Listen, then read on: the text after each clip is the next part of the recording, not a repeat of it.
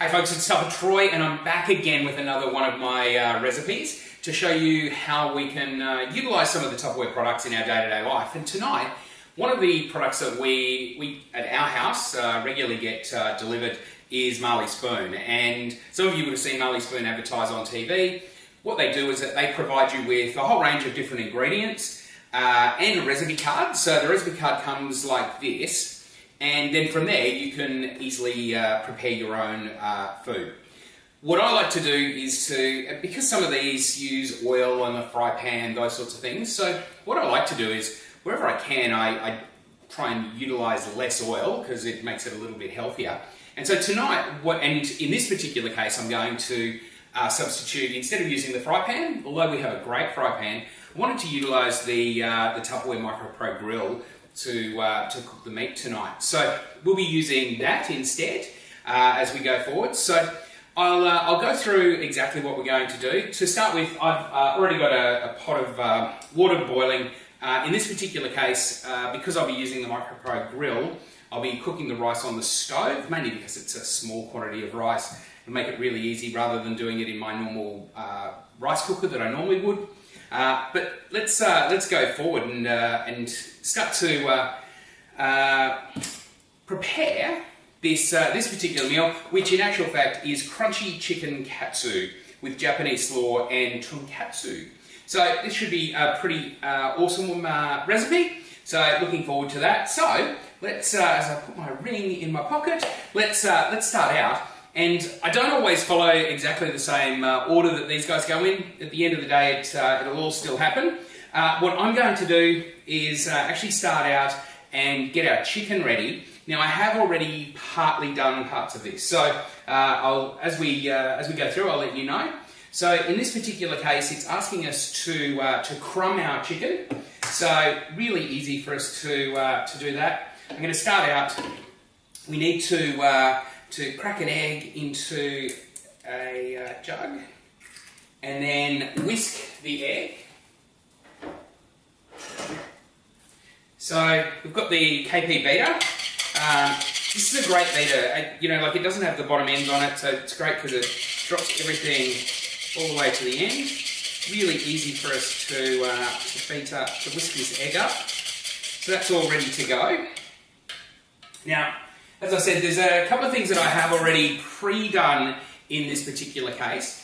Now what I can do is take my MicroPro Grill, have that ready to put our chicken in as we get to each one of the steps here. Now, what it's going to ask us to do is to put some flour. I'll grab the flour out. In this particular case, it's asked for plain flour.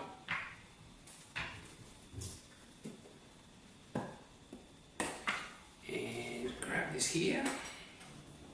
So just want to put the flour in there. But as we go forward. Now, got one of our other bowls there for something in a little while. So let's start out and work on the chicken here. So with this, what we need to do is first up, we're going to dip our chicken into, it says to dip our chicken into the flour. So this was one chicken breast and it's just been halved to create two out of that. Then we drop it into the egg. And if I bring this over here, and this is where we drop it into our breadcrumb mixture. Now this has some panko breadcrumbs. It's got some sesame seeds in there, as well as some salt and pepper. So get a decent coating on there. Make sure you get this nice and beautiful. And then I'll just drop that straight onto my MicroPro Grill there. Now, same thing here with the second one. This particular one, I've got the longer container from our freezer set actually that I've got the breadcrumbs in, just because it's actually the perfect size here. I didn't have all of them in the freezer. I probably would have had 3 of these side by side. It would have made it really simple. Okay, so there we go. Got those there. Going to wash my hands off very quickly there. Move this across now. What we're doing here is that we're going to be cooking these in the MicroPro Grill, and the great thing about the MicroPro Grill is that it allows us to cook things in a fast way, but also still get the grill happening that we would normally get if we cooked it on a fry pan. So, the lid itself has 2 settings. In this setting here, where you'll see that it's actually up high, that's what we would call our bake setting, and it allows us to go through and bake certain things. In tonight's setting, what we're actually going to do is spin it around and actually have the lid sit down on top of the chicken. And the good thing about this is it'll take a lot less time, and as you would have seen, there was no oil in this particular case, but it will still come out nice and crispy when we cook it. So, I'm going to drop this straight into the microwave now. And this will show you how quickly we can cook this entire meal, because we'll be able to get this done. We'll do 5 minutes, then take it out, and then do another 5 after that. So I'm going to do that all on high. So there we go. That's got our chicken side of things done. And so the next thing that we need to do is to drop the rice into the pan, and then we're going to start working on the next stage of what we need to do. Okay, so I just realised that I forgot to press record for the cabbage that I've already done here, so my apologies for that, but our microwave has dinged for the first bit. And so, this is warm. Forgot the oven mitt, so I'll just grab an oven mitt. And so it's done the first side. We're already starting to see some browning on the top here. Now, I actually like to turn over the chicken. The bottom will always get a little bit warmer than the top, so we generally do see a little bit more browning that way. So I'm just going to turn them over, drop this back in, and put this back in the microwave for another 5 minutes.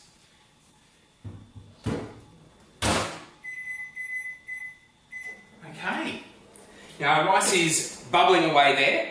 So now what I need to do, given that I haven't had a chance to show you how that worked with the cabbage, what I will do is show you how we can do this with our, actually we should be able to do this. This is going to be trial and error. I've never done a carrot like this before. So,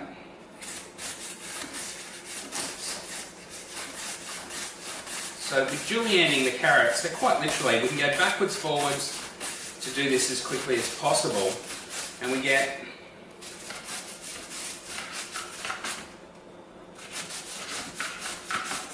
this is getting our really thin strips of our carrot there. Let's see here.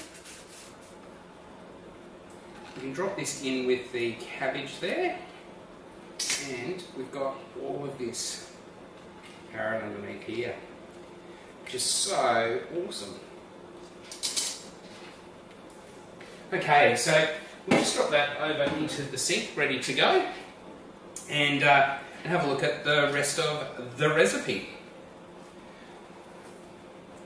So it says to mix this up. From here we need to bring together the actual sauce that we're going to have. And so the sauce itself, one of the great things about this is that what it allows us to do is, got a little bit of cabbage in there. They send you all of your sauces actually pre-mixed, so that's advantageous. There's always a few extra things that you'll need, but it works out that it's quite an easy way to cook, and it allows you to do things really quickly.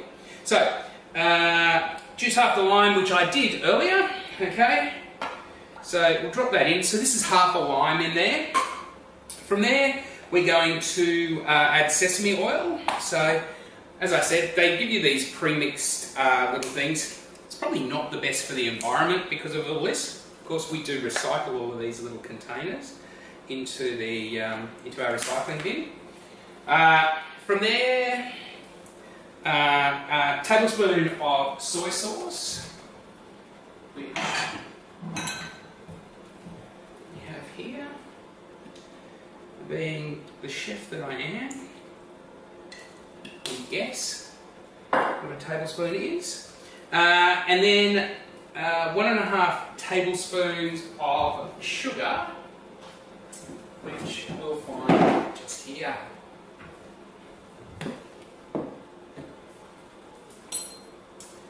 So, teaspoons of sugar, sorry. So let's go with that. Okay. The remaining thing to do is that they ask for a spring onion. Now, one of the things that we always do when we get our vegetables from Marley Spoon is that they come in brown paper bags, and so we always put ours into the vent smarts. We found in the first couple of weeks when we did it that the vegetables themselves didn't last that long if we didn't do that. And so we always use our vent smarts. We know that our fruit and veg always lasts a lot longer in our vent smarts because of the special system that they've got in them. So each of these have little stickers on the end which tell you how they breathe, and then you've got little levers here that mean that things will last longer. For example, carrots, which we normally buy a 2 kilo bag of carrots, and they'll last us normally about 5 weeks. So that shows you how good they are from that side of things. Now, just do a quick wash on this. Now, I did hear the microwave just then, so I will check that in 2 seconds. So it asks us then to finely chop this. Now, I'm using the Tupperware knives here. These are so sharp. I'm always paranoid I'm going to cut myself with them, but they are awesomely sharp, which is fantastic, which means that you can get through things relatively quickly. It says separate the green and the white, so we'll then chop that down. So let's have a quick look at where we've gone here with our chicken. And our rice looks like it's almost there. I can hear it sizzling away here, so I just want to grab this out. Yeah, this is perfectly cooked. So, just to show you the browning on our chicken.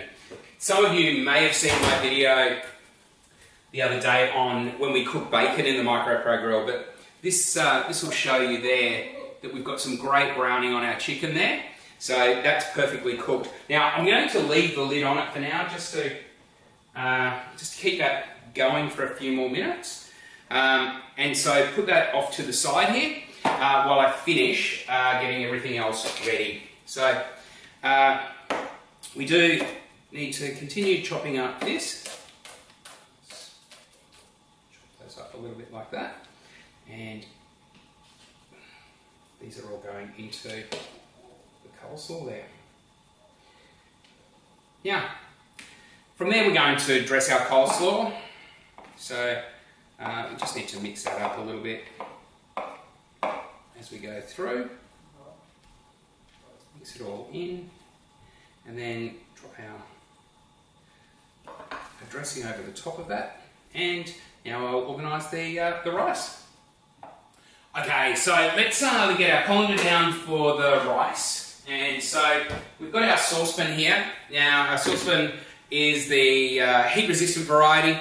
This is our fantastic range because nothing will stick to the insides of these. They're fantastic like that. They also have the lid itself, I can lift that up, it's like that's heat resistant, as well as the handle. As you can see, it's been on the stove and it's not hot at all. So what I need to do, I've got the Tupperware colander here. Fortunately you can't buy this one at the moment, but I'm just going to get rid of the water out of there.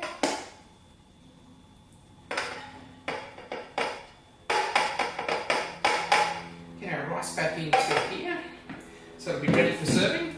And so we're almost there, ready to plate up. Okay, and so that is the finished product. I hope you like the look of that. It looks fantastic. I'm looking forward to eating it, and of course, pairing it off with one of my favourite wines when it comes to a white, the Langmire Livewire. So, I'm looking forward to this. Have a great night, and if there's any questions at all, you can contact me via TupperTroy.com, or if you're wanting to place an order for the MicroPro Grill or anything else in the range, TupperTroyOrder.com. Look forward to talking to you all soon.